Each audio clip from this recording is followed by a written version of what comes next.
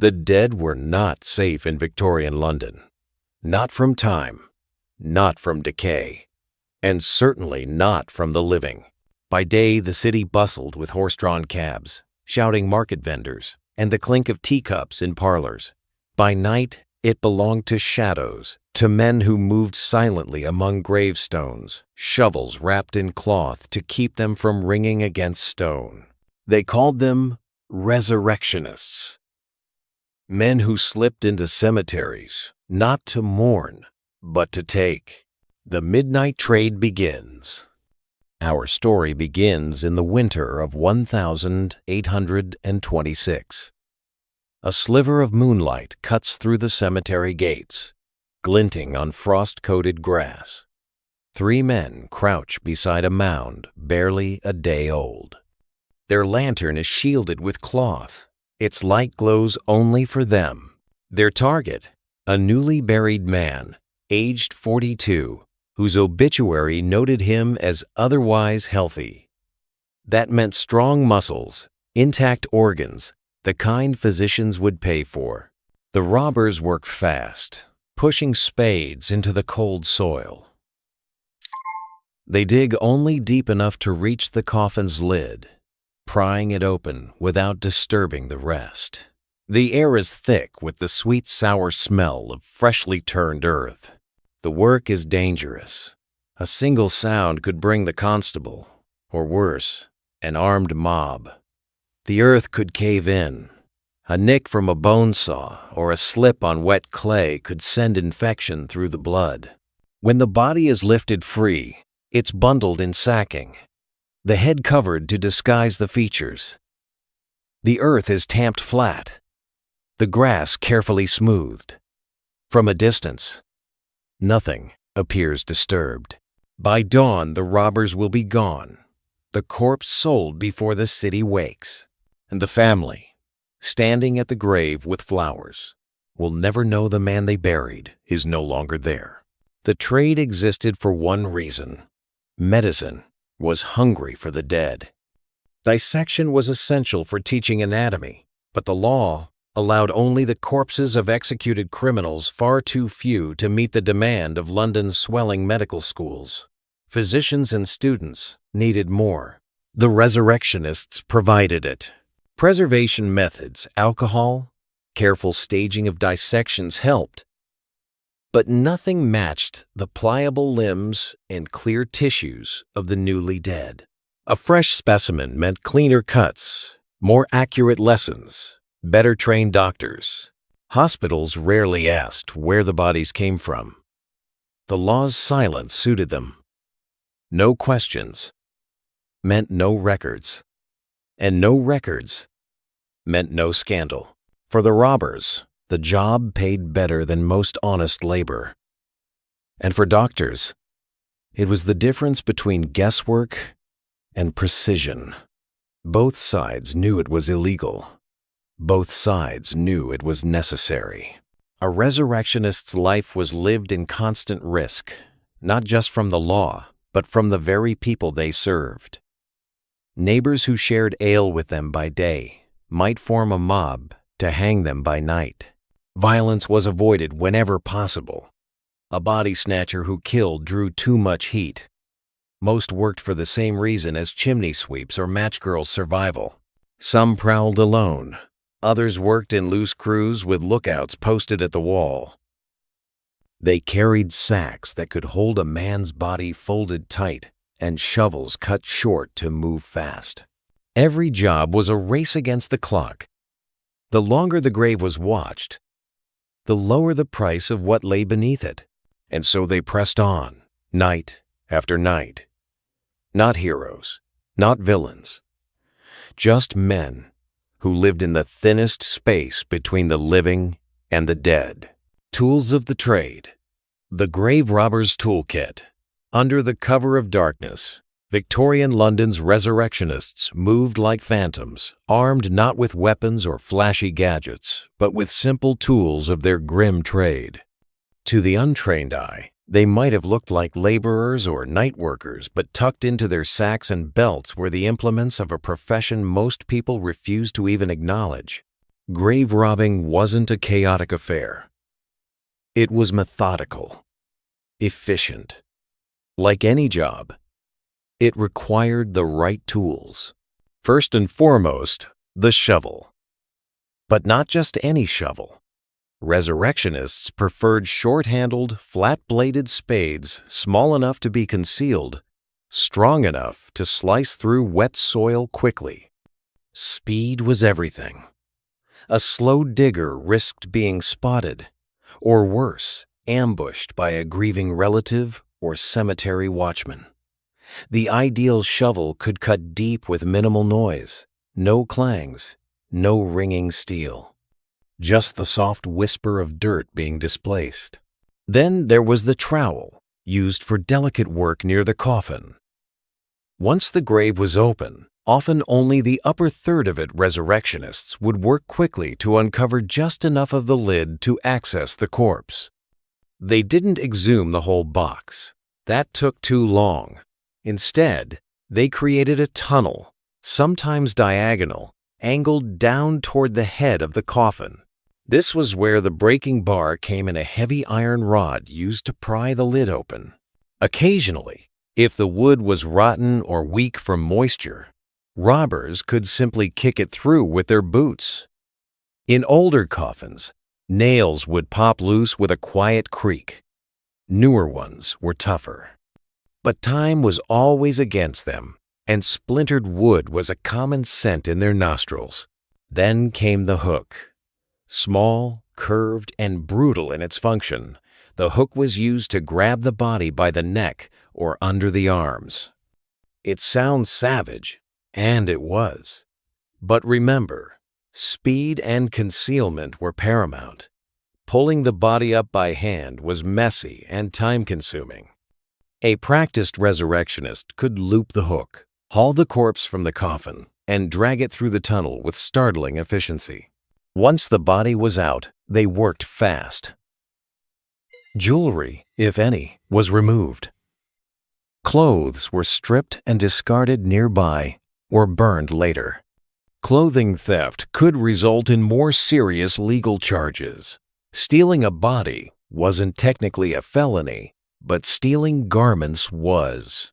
What was left was a naked corpse, quickly wrapped in canvas or oilcloth to prevent seepage and reduce odor.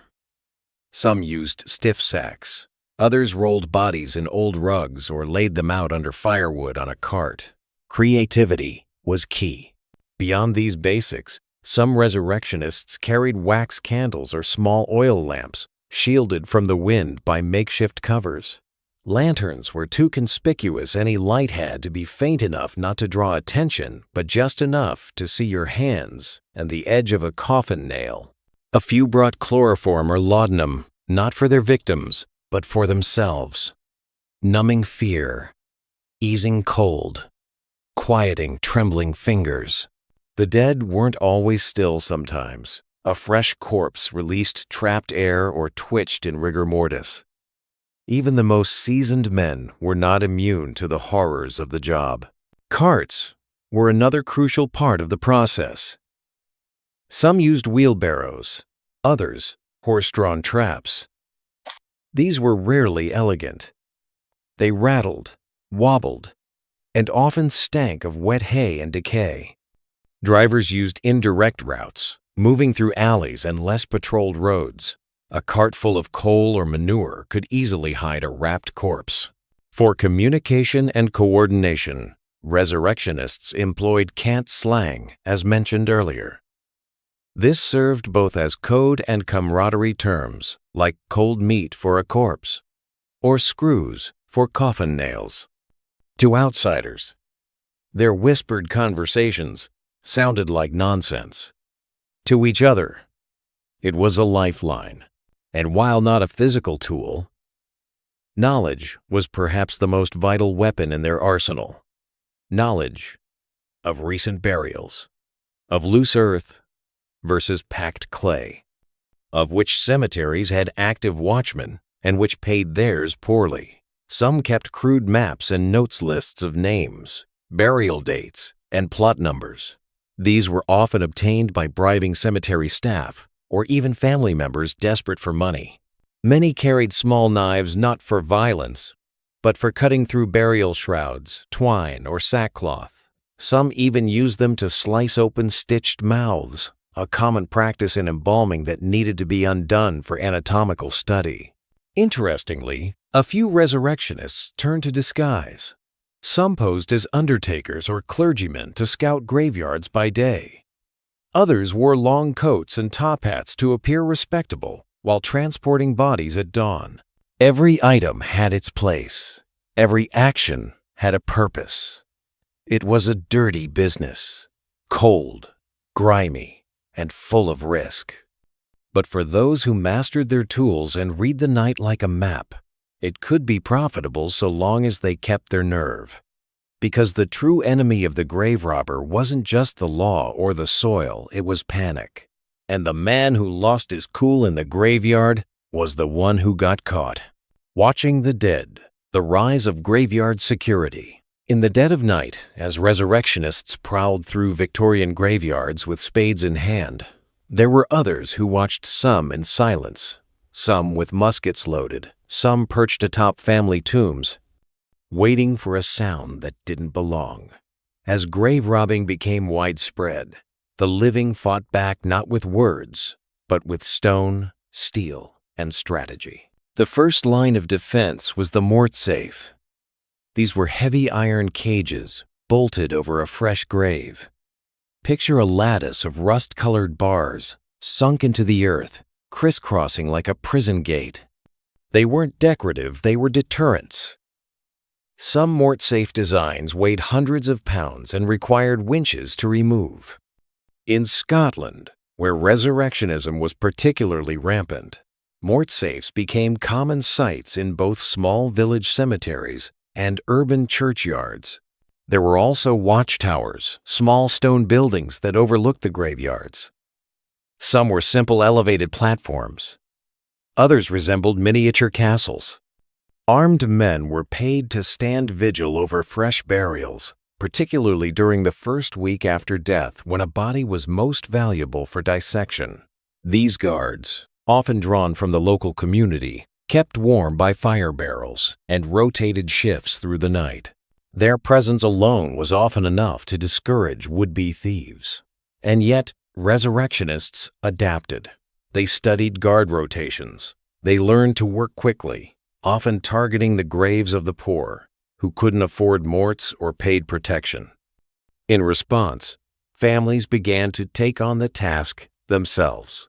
Some slept at the graveside, curled up beneath blankets, with lanterns burning low and shovels at their side. They called it sitting up with the dead, though the purpose wasn't spiritual, it was surveillance. Mothers, brothers, and neighbors sat watch over the recently deceased, often for days, sometimes for a week, until decomposition rendered the body useless to medical buyers. Another line of defense came in the form of graveyard guns, primitive, spring-loaded firearms mounted to wooden posts or tripwire rigs. If triggered, they'd discharge a scatter of lead or ball bearings at chest height. The idea wasn't just to wound, but to terrify. Even hardened resurrectionists feared these contraptions. Many preferred graveyards that were poorly lit and lacked such devices. The upper class took protection a step further. Lead coffins, sealed airtight and weighing hundreds of pounds, were commissioned by the wealthy. These weren't just status symbols. They were practical barriers. Lead was difficult to cut through, heavy to lift, and provided no easy entry point for hooks or spades. The upper crust could afford to sleep easy, knowing their remains were out of reach. Still, not all deterrents were mechanical. Some churches preached fiery sermons condemning resurrectionists as desecrators, promising hellfire for those who disturbed sacred ground. They pushed for stricter laws and raised funds for cemetery fences, lighting, and patrolling. Others leaned on public shaming, posting signs, naming suspected robbers, or physicians who purchased bodies too conveniently. These weren't always effective, but they revealed a growing tension. Society wanted its dead left alone, even if science demanded otherwise. In time, grave security became a booming side business. Inventors advertised new coffin locks and anti-theft devices in newspapers. Blacksmiths specialized in mortsafe construction. Some even claimed to sell exploding coffins designed to injure anyone attempting to tamper with them. Of course, these measures weren't universal. The poor buried in mass plots or shallow graves could rarely afford protection. Their remains remained easy prey. This imbalance deepened the class divide. Even in death, the rich could afford dignity, the poor only exposure.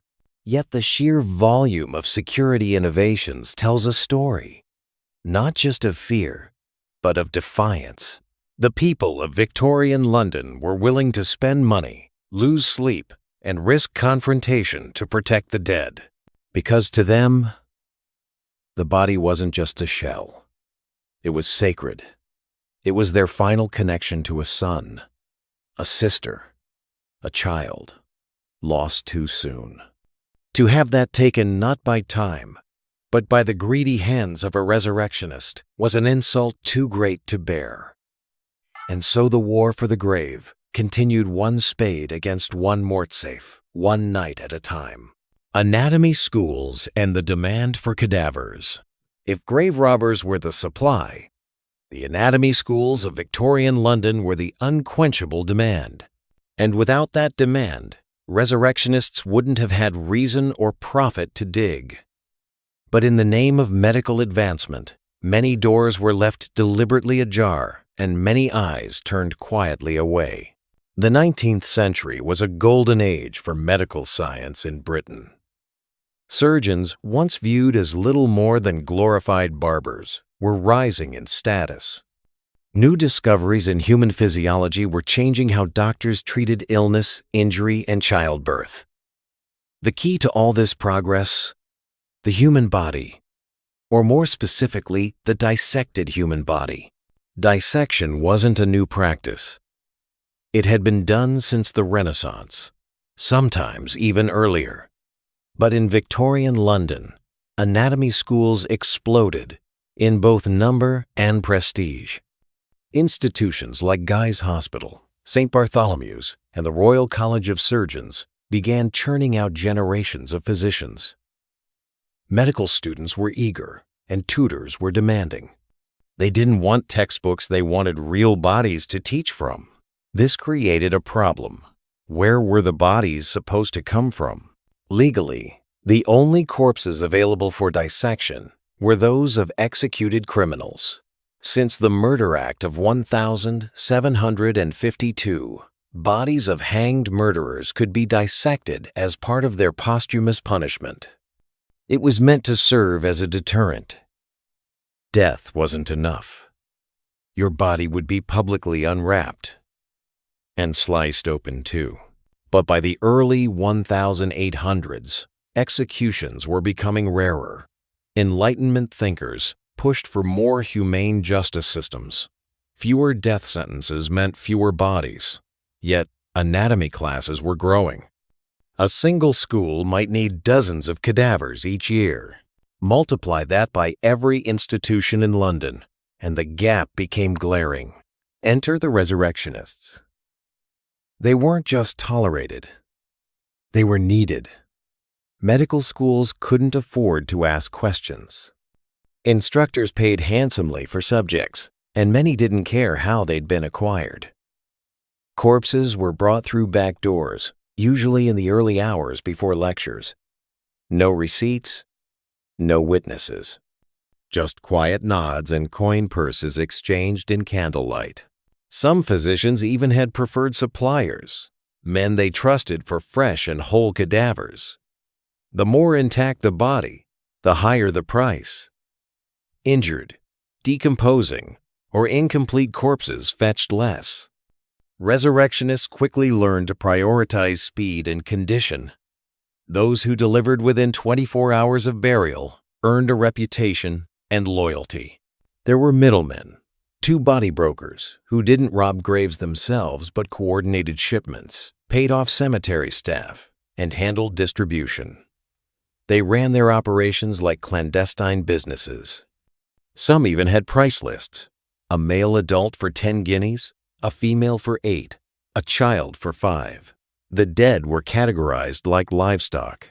Anatomy instructors, in turn, justified the trade. It's for the betterment of humanity, they'd argue. We cannot teach what we cannot see. They weren't wrong. Dissections helped identify the circulatory system, internal organ function, and surgical procedures that would save countless lives. But the ethics? Those were murky. Behind each body on the table was a family, often poor, often voiceless, who woke up one day to find their loved one's grave disturbed. To the schools, it was just a cadaver. To the family, it was a final betrayal. There were scandals. Occasionally, word got out that a certain body came from an unmarked pauper's grave, or that a cemetery worker had taken bribes. Protests followed. Angry crowds gathered outside anatomy halls.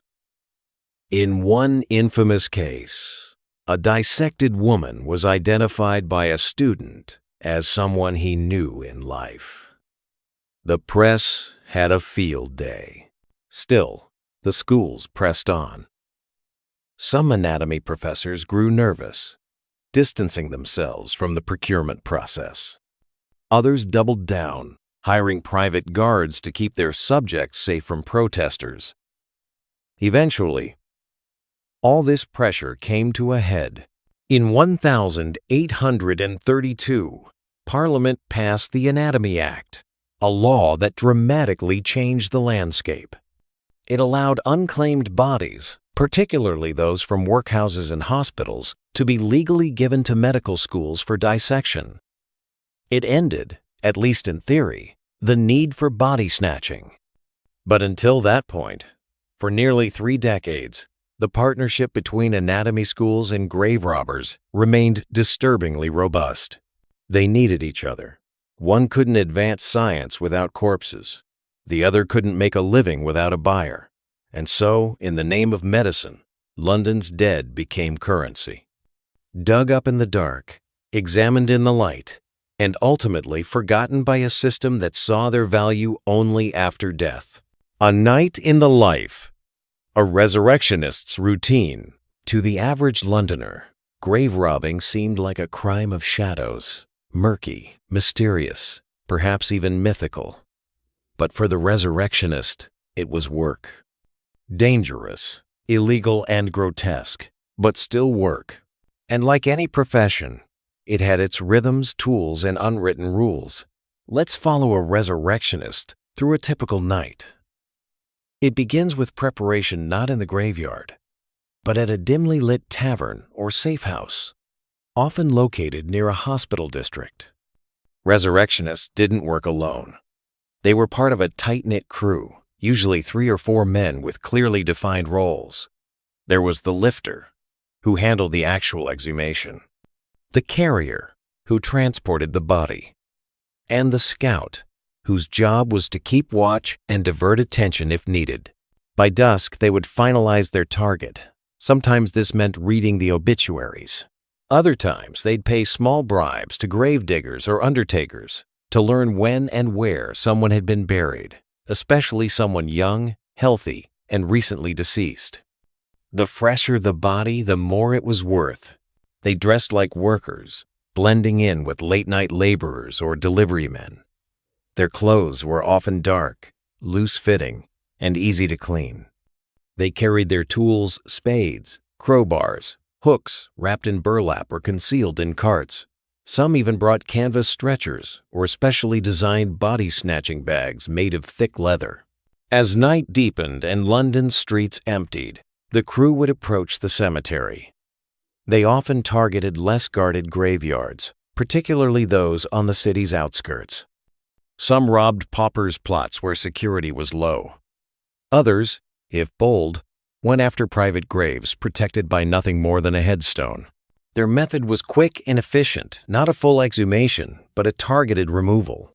They'd begin by digging at the head of the grave, creating a narrow shaft just wide enough to reach the upper body. The key was to avoid disturbing the whole coffin. It took too long and drew attention. Once the coffin lid was exposed, it was pried open using a crowbar or hook. Now came the trickiest part, extracting the body. Resurrectionists had to work fast but carefully. They'd loop a rope or canvas sling under the arms of the corpse and hoist it out. No time for ceremony. If the grave had a mort safe or a coffin lock, that added another level of complexity. In some cases, they broke through the side of the coffin, pulling the corpse out like a prize from a chest. Once the body was free, they would strip it of clothes and jewelry, which were often left behind in the grave. Why? Because being caught with stolen goods, like a wedding ring or silk dress, was a serious offense. But a naked corpse? At worst, it was a gray area in the law. Many judges treated it as a misdemeanor, or turned a blind eye altogether. The corpse was then wrapped tightly in cloth or placed in a sack and rushed away. Some robbers used wheelbarrows. Others had specially padded carts that muffled sound. A few, working near waterways, loaded bodies onto small boats and rowed them downstream toward medical districts. By early morning, they'd arrive at their buyer's doorstep, often a private entrance behind an anatomy school. The doorman would inspect the body for freshness and completeness. If it met the standards, payment was made on the spot. Sometimes a bonus was offered if the corpse had particular scientific value, such as deformities, tumors, or rare features. Then, as London woke to fog and gaslight, the resurrectionists vanished into the alleys, richer by several guineas, their crime already buried by the next dawn. But it wasn't always smooth. There were risks at every step. Grave watchers might be lurking. Some had dogs, others carried guns. If caught mid-act, resurrectionists could be beaten or worse. Police patrols, while not always consistent, could appear unexpectedly. And though the law rarely treated body snatching as a capital crime, mob justice did not care for nuance. Then there were practical dangers. Disease from decomposing bodies, injuries from collapsed graves, fights within the crew over money, betrayals, arrests. The work was dirty in every sense. And yet, men returned night after night. Because for the poor, this work disgusting, as it was paid more in a night than most could earn in a week. In a city where coal dust blackened your lungs and factory owners barely paid you to die on your feet, robbing the dead seemed like just another cruel job in a cruel world. The grave was only the beginning. Tools of the trade. A grave robber's kit was never elaborate, but every piece was chosen for speed, stealth, and silence. The shovel was the heart of the operation, not the long-handled kind used by grave diggers, but a cut-down blade with a short shaft, easier to hide under a coat, easier to wield in the tight space of a fresh grave. The metal was kept dull, not to blunt its edge, but to keep it from flashing in moonlight. Beside it lay the crow, a curved iron lever, perfect for prying open coffin lids or breaking through frozen earth. Some were homemade, hammered into shape in backstreet smithies. Others were stolen from graveyard tool sheds. The theft itself, another crime to hide. Then there were the hooks. Long, narrow, cruel in shape, used to snag under the arms of the dead and pull them to the surface. They looked almost like oversized meat hooks, and in truth, the work wasn't so different. Sacks were cut from thick, coarse canvas, the kind used for hauling coal or grain. Large enough to fit a body, strong enough not to tear, and easy to sling over a shoulder when moving fast. For the more cautious crews, there were extras. A small lantern with a shutter to mask its light, strips of cloth to wrap around boot soles to muffle footsteps, even sprigs of herbs or vinegar-soaked cloth to stuff under the nose, masking the stench of the recently dead. None of these tools were expensive. None were complicated. And yet, in the right hands, they could turn a midnight raid into a clean, silent disappearance. Because in this business, the fewer minutes you spent in a graveyard, the longer you stayed alive. Rivals in the shadows. In Victorian London, a graveyard was never truly empty. If you and your crew had marked a burial for the night, chances were someone else had too. Resurrectionists didn't keep polite boundaries. They stalked the same cemeteries, watched the same funeral processions, and counted the same hours until darkness fell. That meant the dead could be stolen twice. It wasn't uncommon for one gang to do the hard work digging, hauling, covering the earth, only for another to swoop in just before the sale. A quiet alley could become a killing ground in seconds, the prize nothing more than a sack with a body inside. Fights were short and brutal. No one wanted noise, no one wanted blood that drew the constables, but sometimes a shove turned to a blow to a blade, and a blade to a corpse lying alongside the one you came to sell. Some rivalries lasted for years. Crews would mark their territory by leaving subtle warnings, a broken gravestone, a length of rope tied to a churchyard gate, even a single coin nailed to a fence post. To the unknowing, they meant nothing. To other resurrectionists, they were as clear as a threat whispered in the ear. But the real danger wasn't always another man with a shovel. Sometimes, it was the people who buried their dead. Families, sick of waking to find graves disturbed, began hiring guards or setting traps. Iron cages over fresh earth, hidden wires that rattled bells inside the church. Even armed watchers willing to sit through the cold night for a few shillings. One wrong step, and you wouldn't be facing a rival, you'd be staring down the barrel of a pistol, with no one willing to speak on your behalf when the law came calling. In the world of the resurrectionist, the dead were the easiest part of the job. It was the living who could get you killed. The watchers, the graveyard at night, was never truly yours. Somewhere in the dark, someone was always watching. By the 1830s, grave robbery had become such a public outrage that cemeteries began to change. Iron cages called mort safes were locked over fresh graves, heavy enough that no single man could move them without tools, and time was a luxury a resurrectionist didn't have.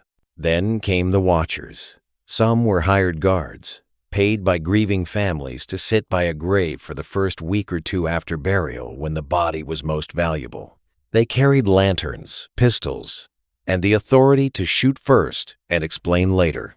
Others were church-appointed keepers, pacing the grounds with dogs that could smell a stranger before they saw one. And some watchers weren't paid at all. They were simply neighbors, suspicious, sleepless, and eager to earn a reward from the police. The resurrectionist learned to work in silence. A shovel's scrape on stone could carry farther than you'd think in the night air. Lanterns were used sparingly. A flicker of light could betray your position in an instant.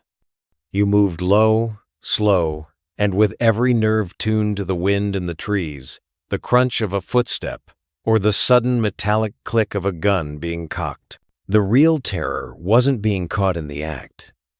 It was being caught after the work was done, sack over your shoulder. Proof of your crime swinging with every step. The watchers knew this. They'd wait until you thought you were clear, until your guard was down and your boots hit the cobblestones beyond the churchyard wall. Only then would they step from the shadows, blocking the way forward. For the resurrectionist, the only answer was speed, cunning, or a crew willing to fight for the prize. Because at that moment, you weren't just holding a corpse. You were holding the rope that could hang you when the law comes calling. If you were unlucky enough to be caught with a body in Victorian London, you didn't get the dignity of a quiet arrest. The constable would make sure everyone knew. Lanterns flared, whistles shrieked, boots hammered the cobblestones, and soon you'd be ringed by a crowd, their faces pale with shock or twisted with disgust. They'd jeer, spit, even throw stones. It wasn't just anger. It was fear. The primal revulsion of knowing someone had disturbed the dead. Grave robbers were seen as worse than thieves. A stolen purse could be replaced. A stolen body was an insult to the soul itself. Legally, the crime was body snatching, a strange gray area in the law. The corpse, technically, wasn't considered property.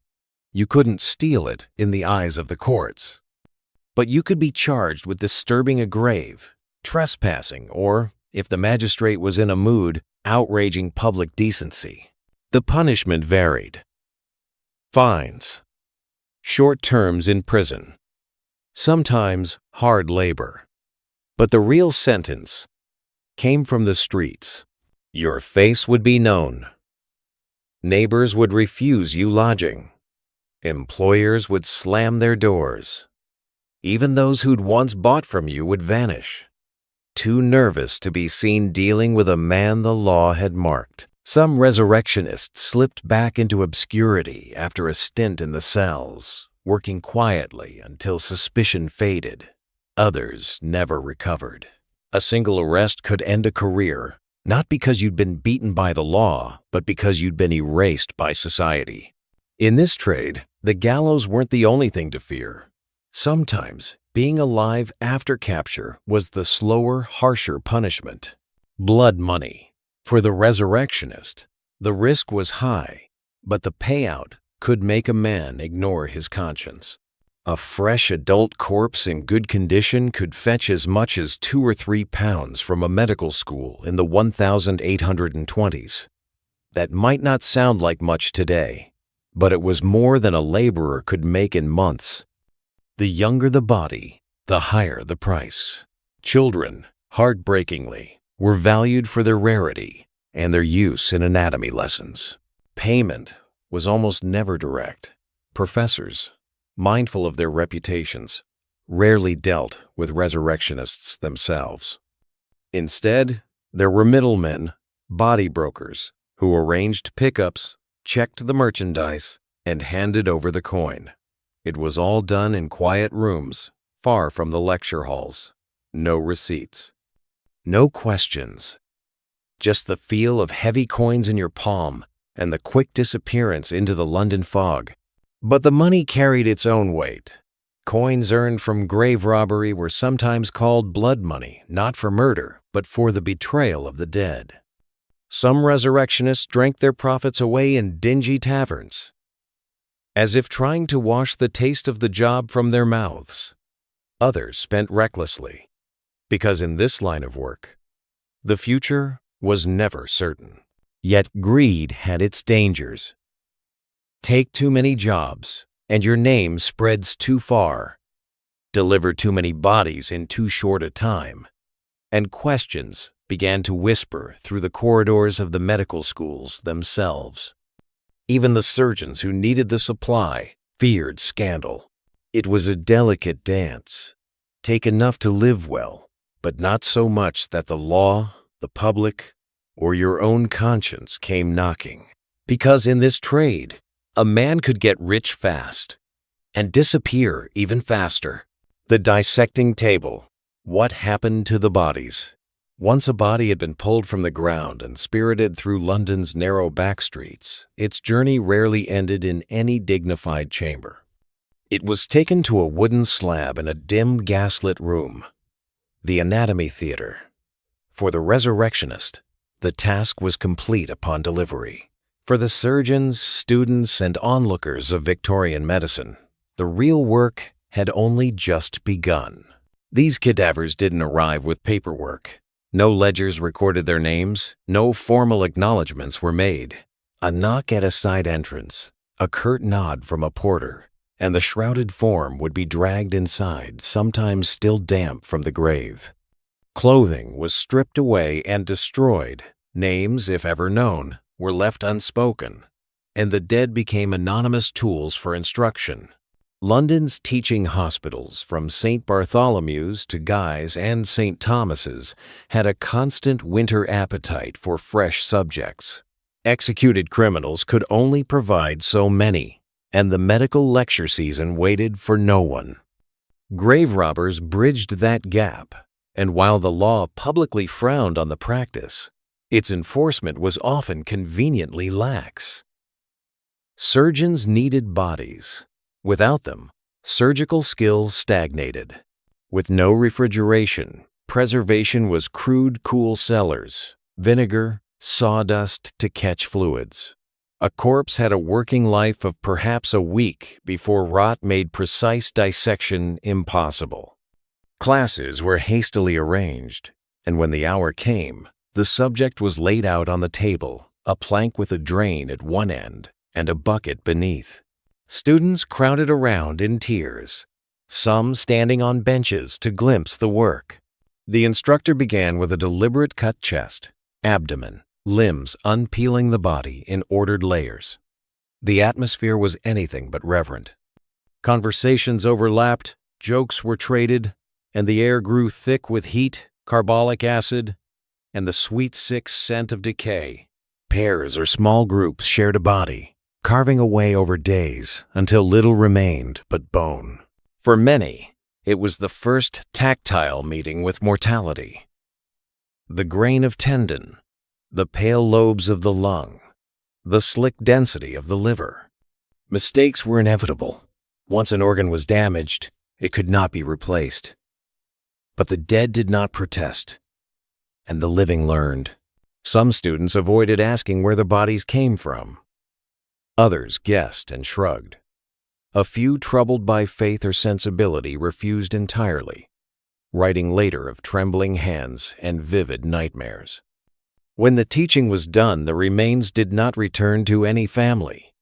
What could be salvaged as a specimen might be cleaned and kept. The rest was consigned to a pit, a furnace, or an unmarked communal grave. Only years later, with new laws governing dissection, would this process take on a semblance of official oversight. But in the height of the trade, each stolen body became raw material for discovery unwilling contributors to a science that was learning, slice by slice, how to master the human form.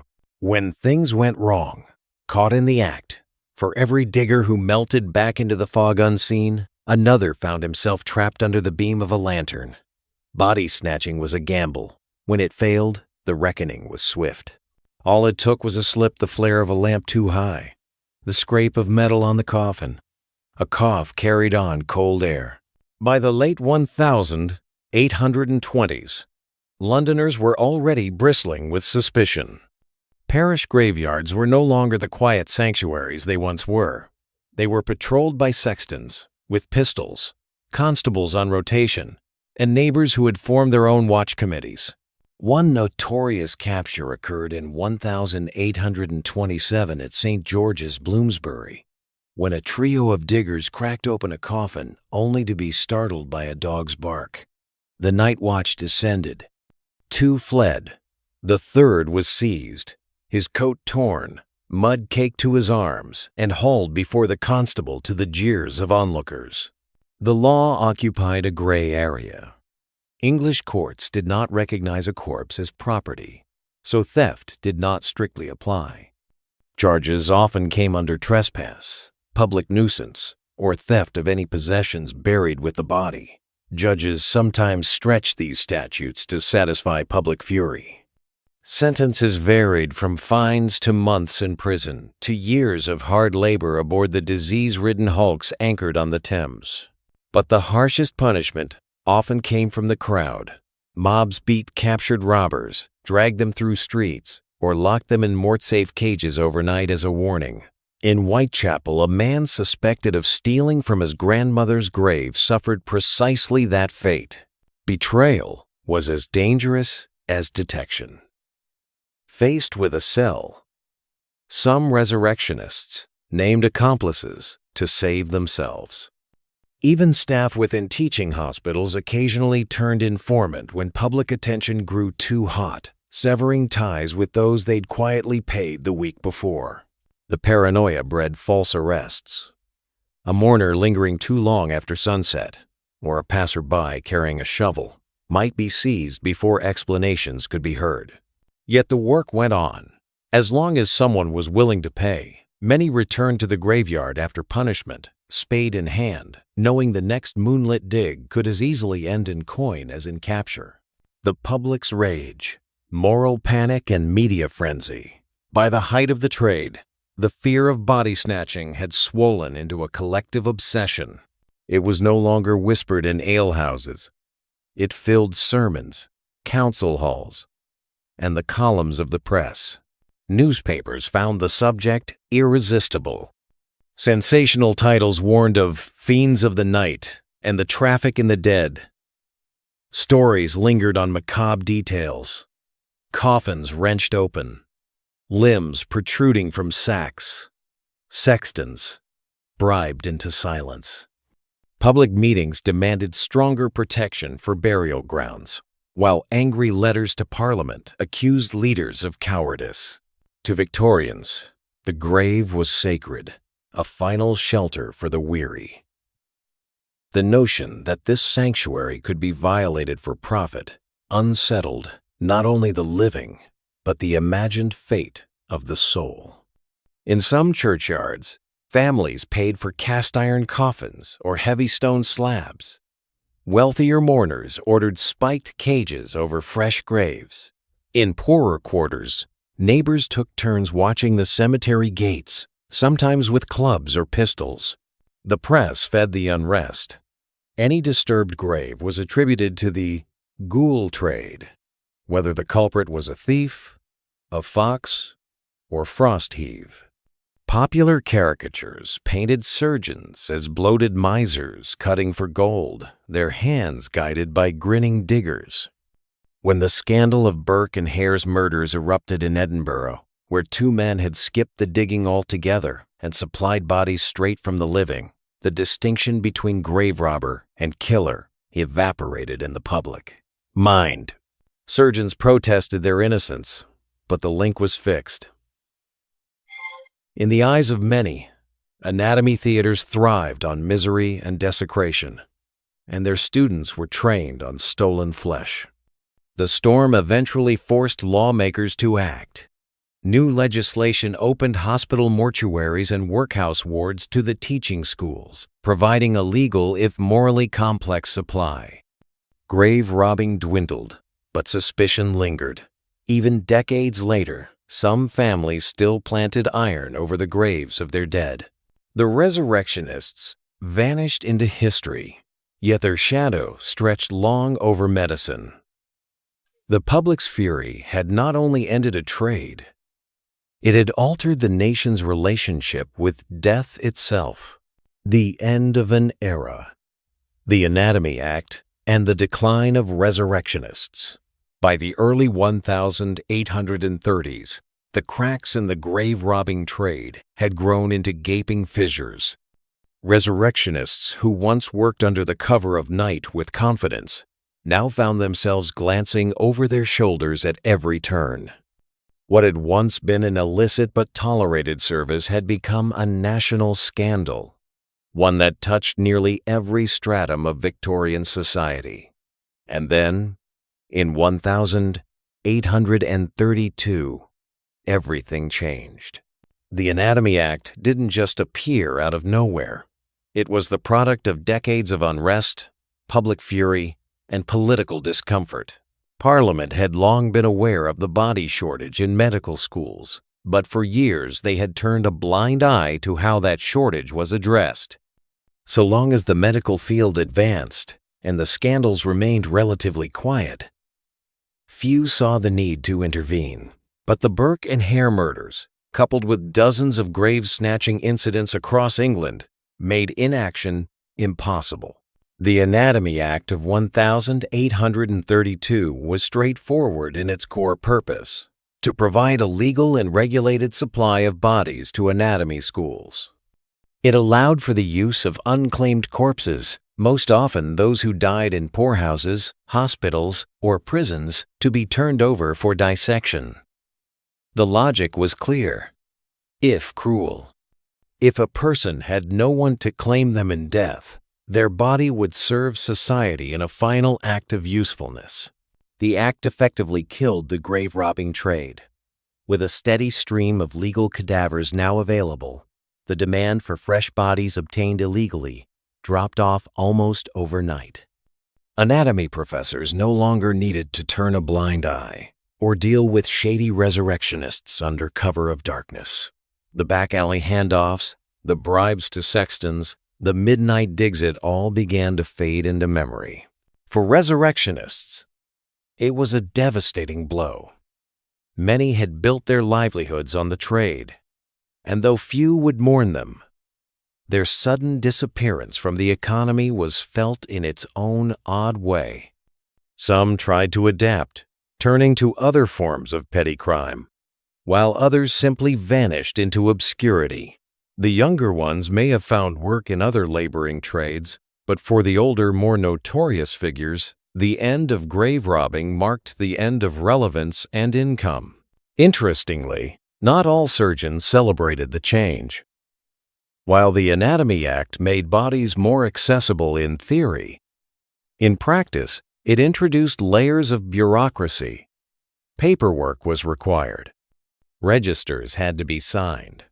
Officials monitored transfers. For surgeons used to the hands-off approach of the resurrectionist era, it was an adjustment. Yet most agreed the new method was more sustainable and far less scandalous. There were, however, darker consequences. The poor now faced a new indignity in death. Families who couldn't afford a proper burial feared that their relatives' remains would end up on a dissection table. Though the Anatomy Act required consent or the absence of objection, the vague wording allowed workhouse overseers and hospital staff to sidestep genuine consent in many cases. Fear replaced fury. People entered almshouses not just worried about dying in poverty, but of being claimed by the knife rather than by the grave. Still, in terms of public order, the act worked. Grave robbing plummeted. Cemeteries quieted. The nightly patrols, the watchmen with dogs, the hidden pistols under mourning coats, all began to disappear. Mort safes and iron cages became relics of a fearful past. The public slowly regained its faith in the sanctity of the grave. But the legacy of the resurrectionist era endured. It left an indelible scar on the collective memory of Victorian society. Stories of the infamous body snatchers continued to circulate in pubs and newspapers. Plays, novels, and penny dreadfuls turned the real horrors of the trade into grim entertainment. Children grew up hearing tales of the sack-em-up men who stole bodies under moonlight. Even decades later, the term resurrectionist carried a chill. And while the Anatomy Act ended the need for grave robbers, it didn't end society's fascination with them. On the contrary, they became figures of macabre folklore villains, yes, but also strange symbols of a world where science, desperation, and morality clashed in the darkest corners of civilization. Today, their stories still surface in museum exhibits and historical tours, especially in cities like London and Edinburgh. Old cemeteries proudly display their surviving mort safes and warning signs. It's a reminder that in the pursuit of knowledge, society once allowed a shadow industry to flourish, an industry where the line between progress and desecration was disturbingly thin. In the end, the Anatomy Act did more than legalize bodies for science. It marked a turning point in how Victorian England treated death, medicine, and the poor. The dead were no longer just mourned, they were managed. And the men who once stole them from the earth, their trade, so integral to the story of early medical progress, became just another chapter closed, sealed under layers of earth and law.